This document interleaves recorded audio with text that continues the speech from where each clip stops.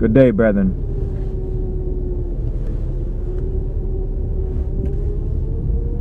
I want to just have a general kind of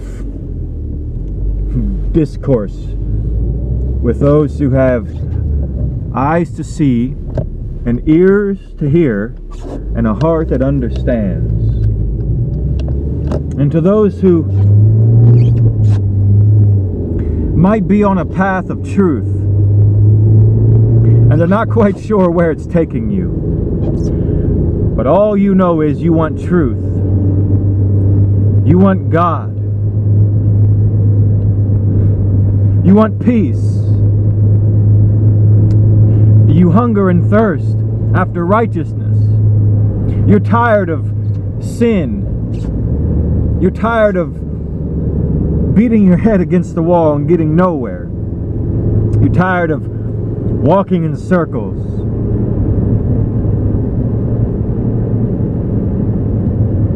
You know there's more.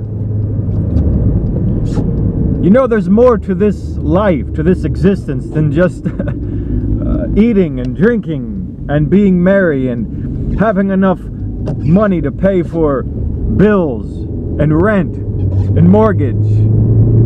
There's more to life than all this stuff. I'm talking to you.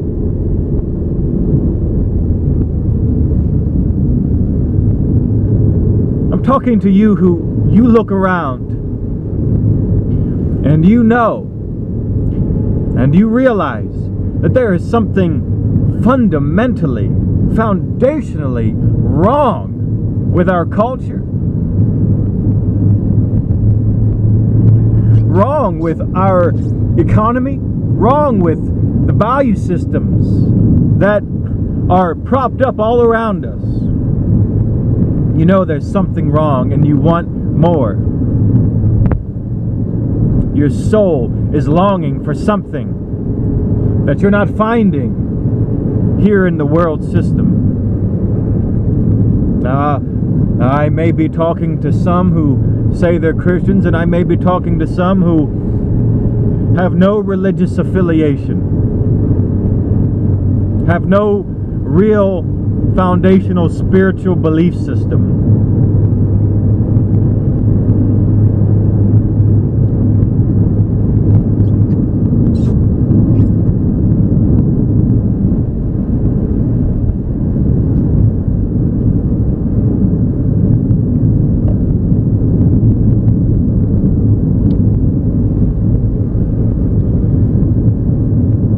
You must realize, and some of you do not question this reality, that there is a creator, a designer, an authority who has created this place, this earth, this universe. And not only has he created this place, but he has designed all of its interdependent systems, all the systems and laws which govern this place and make it go.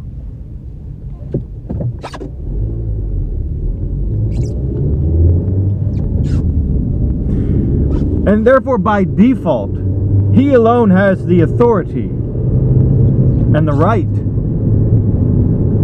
to set the standard for what is right and what is wrong. I mean, by definition, the one who created everything is right. You can't argue with him. He himself is the embodiment of what is right and good and true.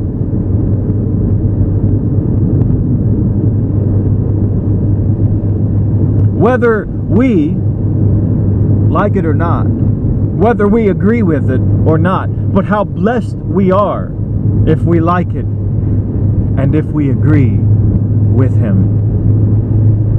This person is blessed. Because the scriptures tell us, woe to him that striveth against his Maker?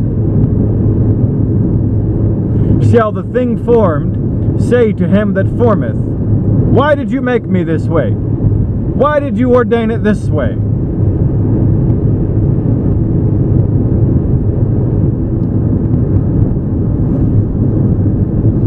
And so this one who has all the right and all the authority and all the power to determine right from wrong, good from evil,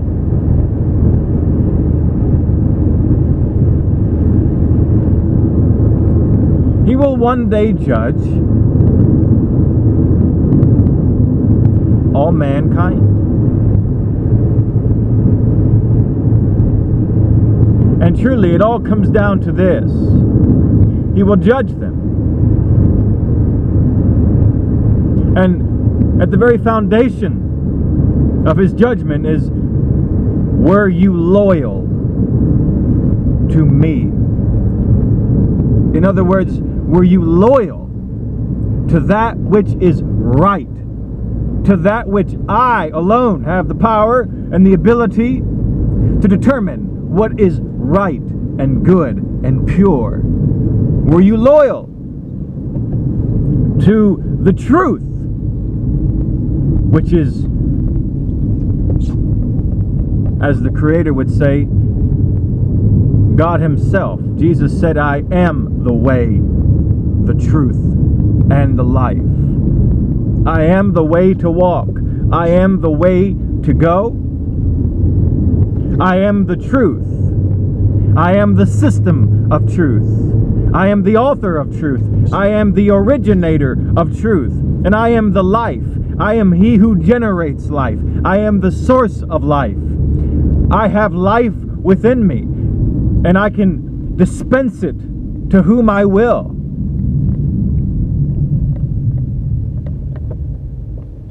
You and I cannot generate life. Try as certain branches of science may. They try to generate life. They try to simulate life. They try to create life. They don't know how to create something from nothing. They can't bring things back from the dead. Oh yes, they might be able to perform CPR and shock some hearts and stuff. But no, listen to me. You and I cannot make or cause or provoke the spirit or the consciousness of a man to enter back into his body 4 days after being dead.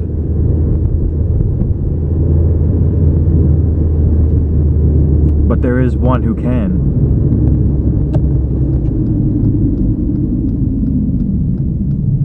You and I do not have the power to,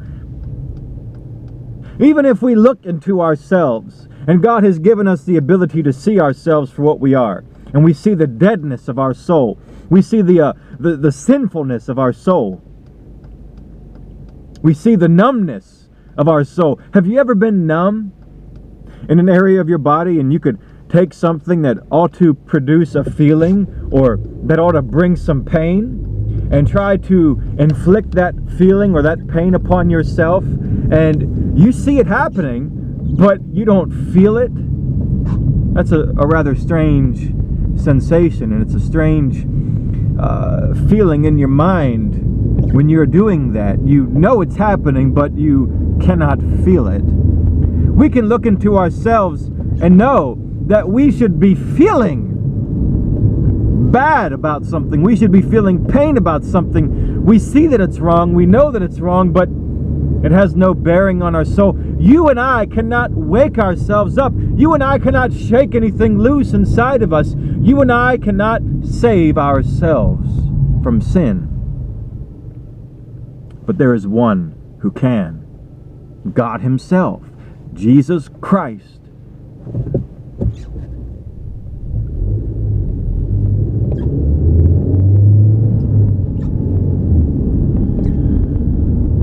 And so,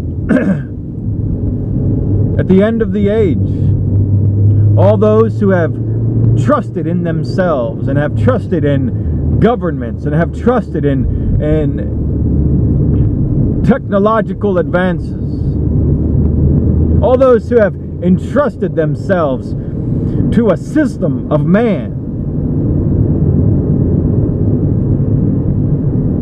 the end of that way is death. The reward, the recompense of living in that manner is death. The absence of life. And life, remember, is a person, and it is a force that only comes from one place. You see, this existence that you and I are currently existing in is not life. You know, life is not having fun, and life is not working. Life is not having material goods. Life is not even in the relationships you have. You see, that's not life. That's existence here in time, space, earth realm. That existence will cease to function one day. We will not exist in this manner any longer one day. No, life is a person, and that life is God Himself. Life is a force, and that force is God Himself, and it is found in God Himself, and God dispenses it and gives it to those who want it. God gives it freely to those who come to Him.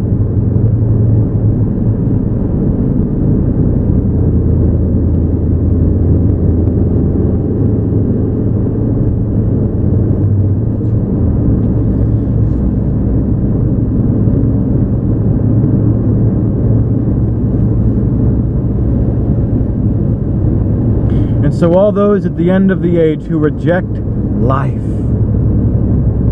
who reject truth, who reject the way,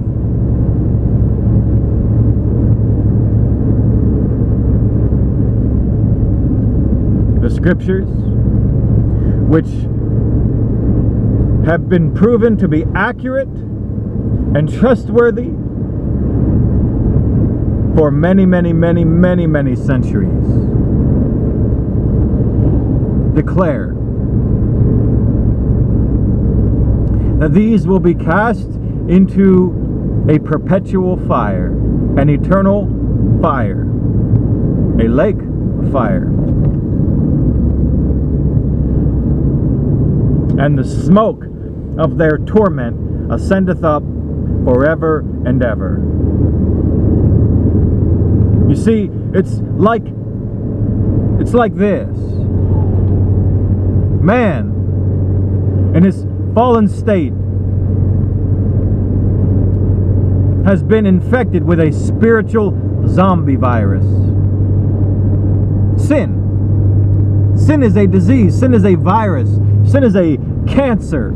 Sin is this malicious, malignant, unclean virus or disease that mutates the mind of man, that distorts and perverts and eats away and erodes at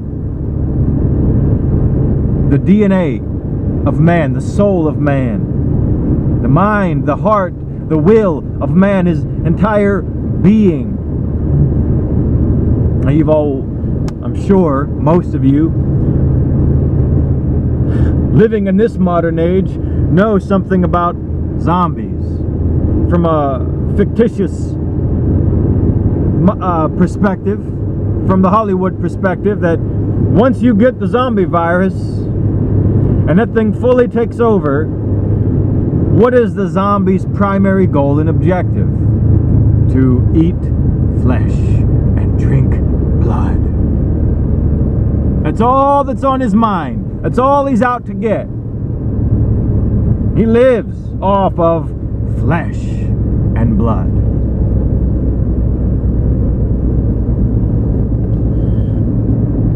And so there's no reasoning with the zombie. There's no solution to the problem except some antidote to be administered into his blood before the virus fully takes over and it's too late. Because once that virus takes over and it's too late, the only thing left to do is to put that zombified person out of their misery. To kill them. Because that's all they're going to do is try to kill you, and they're going to be after you. They're going to try to eat you. You know, now this is all the fictitious, fabulistic part of it. But there is a great spiritual truth contained therein. Man, in his fallen state, is like that zombie. All he is after is the things of the flesh. Things that pertain to flesh. Carnal things. Temporal things. Things that will pass away. His entire mind and objective, every single thought, intent, and motive of fallen man is to try and get flesh. To try and gratify his flesh. To try and gratify his sexual appetite. To try and gratify his appetite for his belly. To try and gratify that thing within him that is always demanding of him to please it, to gratify it. So man is a slave to this virus that causes him to seek after only things that please the flesh. The scriptures declare that those who are of the flesh do set their minds on the things of the flesh. But those who are of the Spirit, those who are born again, those who have received the antidote, they do set their mind on the things of the Spirit, eternal things, righteous things, pure things, things that have to do with eternity. No longer is the flesh realm its priority, but it's the spirit realm, God's kingdom, that is now priority. And they set their minds on those things, and the fleshly is subdued, and the fleshly takes its place, which is second. You know, now it's no longer about eating and drinking and being married. Now it's no longer about sex. Now it's no longer about comfort and pleasure and materialism. Those things finally take their rightful place.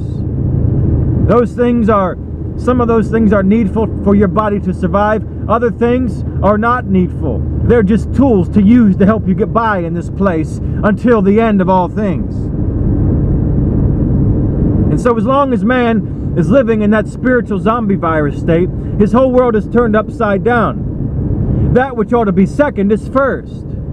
And that which is first, ought to be first, is in the second place. And so when we get born again, it's a reversal. It's things being put back into their rightful place. And so at the end of the age, and even before that, really, even before that, people personally, in people's lives personally, if they subsist in and continue in that virus and reject the antidote, and don't believe that they got the virus, and don't believe that there's a need for the antidote,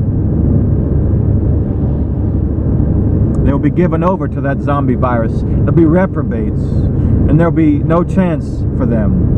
And they will die in that place of sin. They'll be slayed in that place of sin. And they will be forced into an eternal quarantine.